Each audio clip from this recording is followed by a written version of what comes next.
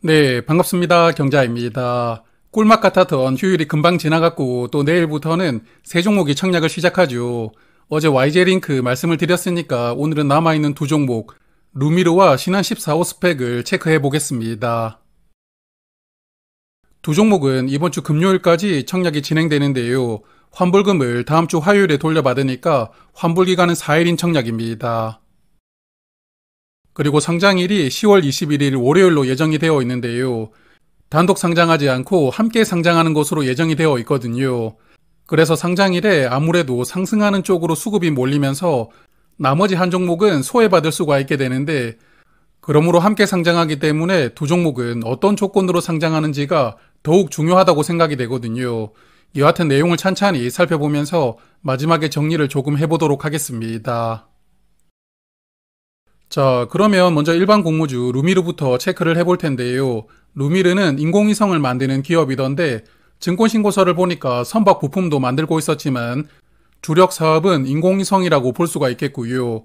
나라에서 쏘아 올렸던 누리호 등에 참여를 하면서 현재 국내에서는 인공위성을 만드는 민간 기업 중에서 기술력은 어느 정도 검증이 완료된 회사라고 보였습니다. 다만 현재까지 정부 관련된 매출이 큰 비중을 차지하고 있다는 점은 아쉬운 대목인데요. 정부 관련 사업에 참여하면서 매출의 약 70%가 나오고 있지만 아직까지는 인공위성을 활용해서 다른 형태의 사업 구조는 만들지 못하는 것으로 보입니다.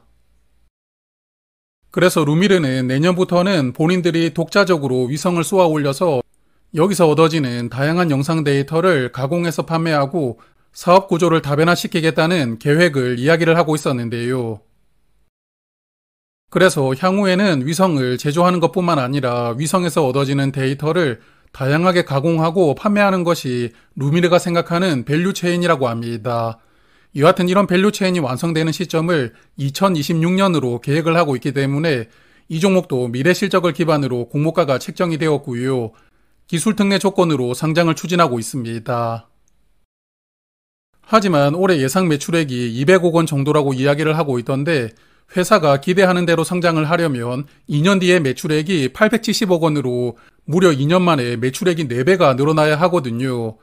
물론 회사가 예상한 대로 회사가 아주 빠르게 성장할 수도 있겠지만 제가 지금까지 공모주들을 많이 봐왔잖아요. 이렇게 매출이 2배씩 늘어난다고 예상한 종목 중에서 예상한 대로 성장하는 회사가 거의 없었습니다. 그래서 이 종목도 밸류를 높이기 위해서 예상 실적을 무리하게 잡은 것이 아닌가 싶긴 한데, 그러면 기관 투자자들은 어떻게 판단을 했는지 수요 예측 결과를 살펴보도록 하겠습니다. 조금 전에 밸류를 조금 무리하게 잡았다고 말씀을 드렸는데 이런 영향인지 몰라도 수요 예측이 굉장히 부진하게 나왔더라고요. 기관 경쟁률이 13대 1이었고 423개 기관만 수요 예측에 참여를 했는데요. 올해 공모주 중에서는 가장 적은 기관이 참여한 종목입니다. 그리고 의무합격 신청 비율도 0.1%로 신청을 한 기관이 거의 없었습니다. 의무합격은 수요 예측에 참여한 423개 기관 중에서 딱 한 개의 기관만 신청을 하였더라고요. 그래서 실질적으로 최종 배정에서도 확약은 거의 없을 것이라고 예상합니다. 그래서 공모 가격이 조금 많이 낮아졌는데 밴드 하단 가격이 16,500원이었거든요. 하단에서 27%를 추가로 내려서 12,000원으로 확정이 되었는데요. 공모가 신청 결과를 보면 상단 이상을 신청한 비율이 50%를 넘었지만 12,000원 이하로 신청한 비율도 약 30%였고요. 그리고 무엇보다 수요 예측이 너무 부진해서 공모 가격을 대폭 낮출 수밖에 없었던 것 같습니다. 그래서 루미르는 이번 IPO로 288억 원을 모집하고 공모가 기준 시가총액은 약 2,100억 원입니다. 그래서 루미르는 공모 가격을 대폭 낮추었고 또한 잠시 후에 말씀을 드리겠지만 모집 수량도 줄였거든요. 그래도 먼저 상장을 했던 우주 관련주들보다 시가총액이 높게 상장을 하는데 작년에 상장했던 컨택은 시가총액이 약 1,600억 원이고 이노스페이스는 약 1,700억 원으로 시가총액이 형성이 되어 있더라고요. 그런데 루미르는 2,100억 원으로 상장을 하니까 단순하게 시가총액만 비교를 해보면 그래도 조금 높은 편이 아니냐 이런 생각이 드는데요. 여하튼 우주 관련주라 하더라도 각 종목들이 처해 있는 환경이 틀리기 때문에 이렇게 비교를 해보는 것은 의미를 두기는 어렵습니다. 그렇기 때문에 그냥 참고만 해보도록 하고, 여하튼 컨택과 이노스페이스가 루미르 입장에서는 공모주 선배라고 볼 수가 있는데요. 선배님들이 조금 표현이 조금 그렇지만 깽판을 쳤잖아요. 루미르의 수요 예측이 이렇게 나온 것일 수도 있습니다. 그래서 루미르 입장에서는 조금 억울할 수도 있는데 여하튼 잠시 후에 조금 더 말씀을 드려보겠습니다. 자, 그러면 청약 정보를 체크해 볼 텐데 루미르는 이번 IPO로 240만 주를 모집하거든요. 원래 300만 주를 모집할 예정이었는데 60만 주를 줄였습니다. 그리고 우리사주조합에 따로 배정을 해둔 수량은 없고 일반 투자자에게는 60만 주를 배정하였습니다. 그리고 주관사가 NH투자증권이고 일반 고객은 최대 2만 주까지 청약을 할 수가 있고요. 최소 수량이 10주이니까 증거금은 6만 원이 필요하겠고 청약 수수료는 2,000원입니다. 그리고 상장일에 유통될 수 있는 물량이 489만 주로 전체 주식의 28.5% 물량이 유통될 수가 있으니까요.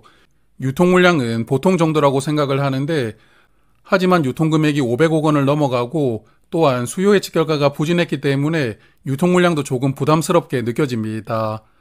그리고 상장일에 매도할 수 있는 기존 주주는 250만 주로 전체 주식의 약 14% 물량을 보유하고 있으니까요. 유통 물량 구성은 기존 주주와 공모주주가 보유한 물량이 거의 비슷할 것 같습니다. 그리고 기존 주주의 구성을 보면 재무적 투자자가 182만 주를 보유하고 있고 개인 주주는 67만 주를 보유하고 있더라고요. 그래서 기존 주주는 재무적 투자자 중심으로 구성이 되어 있었습니다. 그런데 증권신고서를 보니까 21년부터 23년까지 유상증자 내역이 기재가 되어 있더라고요. 제가 보기 쉽게 표로 정리를 해보았는데 무상증자까지 감안을 해보면 21년에 취득한 주주는 주당 4,900원에 취득을 했고 22년과 23년에는 주당 약 12,300원에 취득을 했더라고요. 흥미로운 부분은 22년과 23년에 취득을 했던 주주들이 공모 가격보다 259원 높게 취득을 하게 된 것인데요.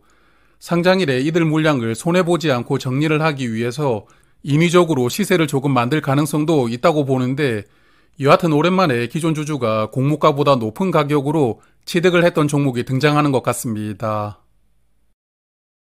그리고 상장일에 행사될 수 있는 스톡옵션이 있는데요. 2020년에 직원들에게 부여된 48,000주는 상장일부터 행사될 수 있고 행사 가격이 약 1,500원이니까요. 직원들 대부분은 행사할이라고 예상합니다. 그래서 스톡옵션이 추가될 수 있다는 점도 단점이지만 그래도 48,000주가 전체 주식의 0.3%밖에 되지 않으니까요. 스톡옵션은 큰 부담은 아니라고 생각합니다. 자, 그러면 정리를 해볼 텐데요. 사실 개인적으로 이 종목은 수요 예측이 양호하게 나와도 청약을 건너뛸 생각을 하고 있었는데 앞서 상장을 했던 우주 관련주들의 성적이 너무 부진하기 때문이거든요. 작년에 상장을 했던 컨택은 상장일에 한 번도 공모가를 넘지 못하고 공모가 대비 29% 하락해서 마감을 했죠. 그리고 올해 7월에 상장했던 이노스페이스, 제가 올해 유일하게 손절했던 종목인데 시작 직후에는 공모가 근처에서 시세가 형성이 되었지만 잠시 후에 주가는 공모가 아래로 빠졌습니다. 그리고 결국 종가가 공모가 대비 20% 하락해서 마감을 하였는데요. 다만 이 두 종목은 공모 가격이 상단으로 정해졌지만 루미르는 하단 미만으로 결정되었다는 부분은 차이가 있기는 합니다. 그렇지만 앞서 상장했던 두 종목의 현재 주가를 보니까 더욱 초라해지던데 컨택은 공모가 대비 51% 빠지고 있고 이노스페이스는 상장한 지 3개월밖에 되지 않았지만 공모가 대비 57%가 빠지고 있거든요. 공모 가격 대비 반토막도 더 난 상황인데 우주 관련 사업이 큰 가능성을 가지고 있다는 것은 사실 부정하기가 어렵다고 생각은 하거든요. 다만 그 가능성이 빠른 시간 내에 돈을 벌어다 주기 어렵다고 시장이 판단을 하고 있기 때문에 이렇게 공모가 대비 주가가 반토막나게 된 배경이 아닌가 생각을 하고요. 그리고 루미르의 수요 예측 결과를 보면 이런 배경 속에서 루미르도 자유롭지는 못했던 것 같습니다. 그래서 루미르는 수요 예측 결과가 아주 부진하게 나왔지만 그래도 공모 가격도 낮추고 모집 수량도 낮추었다는 부분은 장점이라고 생각이 되거든요. 하지만 지난 8월에 상장했던 공모주들의 케이스를 보면 수요 예측이 부진하게 나오면 상장일 성적도 부진하였습니다. 그래서 현재는 수요 예측 결과가 상장일 흐름에 영향을 많이 주는 흐름이라고 생각이 되는데 루미르가 이런 분위기를 극복할 수 있느냐가 관건이라고 생각이 됩니다. 자, 그러면 루미르는 일단 여기까지 보고 이제 같이 청약을 하는 신한 스펙도 잠깐 보고 갈 텐데요. 총 500만 주를 모집하는 스펙이라서 모집하는 금액은 100억 원이고 그리고 공모 가격이 2,000원으로 일반적인 스펙 사이즈로 등장하는 종목입니다. 주관사는 신한투자증권인데요. 온라인으로 청약을 하면 최대 8만 주까지 청약을 할 수가 있으니까 증거금은 1억 6천만 원까지 청약을 할 수가 있고요. 최소 수량은 10주로 증거금은 2만 원입니다. 그리고 청약 수수료도 2,000원을 받고 있습니다. 그리고 특이한 게 청약하기 전날인 어제 수요 예측 결과를 발표를 했어야 되는데 이 종목 발표를 하지 않더라고요. 수요 예측 결과는 내일 아침에 공시가 될 수도 있을 것 같은데 여하튼 스펙이잖아요. 수요 예측 결과는 크게 중요한 부분은 아니라고 생각합니다. 그리고 최근에 상장한 스펙들을 보면 상장일의 주가가 3,000원 이상은 한번 올라가는 흐름이 이어지고 있는데요. 8월에 상장했던 교보 스펙부터 9월에 상장했던 대신 스펙까지 모두 상장일에 주가가 50% 이상 올라가는 흐름은 관찰되고 있습니다. 그래서 이번에 신한 스펙도 상장일에 3,000원 이상은 한번 보여줄 가능성이 있다고 보는데 다만 단독 상장하는 것이 아니라 루미르와 함께 상장을 하게 되니까요. 상장일 변수가 약간 청약을 망설이게 만들어주는 것 같습니다.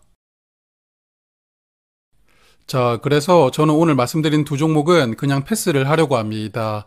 수요 예측이 부진했던 종목이 좋은 시세를 보여주는 흐름이 관찰되기 전까지는 일단 패스하는 게 무난하다고 생각을 하고요. 그리고 신한투자증권은 수수료를 내야 하기 때문에 그냥 스펙도 청약은 패스를 하고 어제 말씀을 드렸던 YJ링크를 가성비로 조금씩 청약을 하면서 수량을 조금 받아볼 생각입니다. 자, 그럼 오늘은 여기까지 말씀을 드리도록 하고요. 내일 저녁에는 YJ링크 2일차 예상을 해볼 테니까 저는 내일 저녁에 다시 찾아뵙도록 하겠습니다. 고맙습니다.